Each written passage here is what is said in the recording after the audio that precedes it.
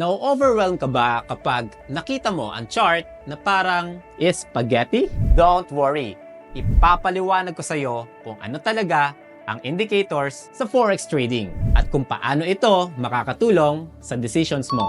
Ang indicators ay mga tools na ginagamit sa chart para mas makita mo kung anong direction ang market. Pwede siyang makatulong sa entry at exit timing, confirmation ng trend, spotting overbought and oversold zones. Pero tandaan, gabay lang ito, hindi crystal ball.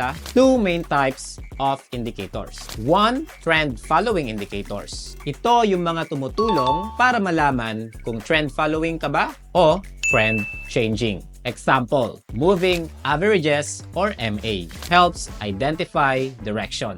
MACD helps spot momentum and crossovers. Number 2, oscillators.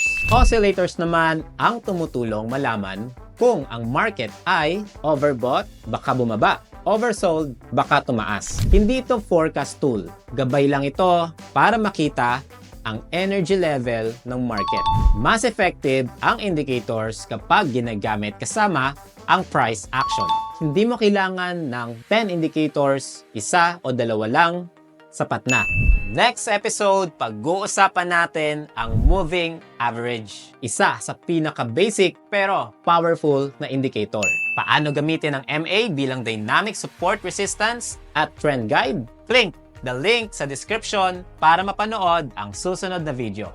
Gusto mong matutunan kung paano gamitin ang indicators in real time? Sumali sa aming free 3-day Forex Bootcamp.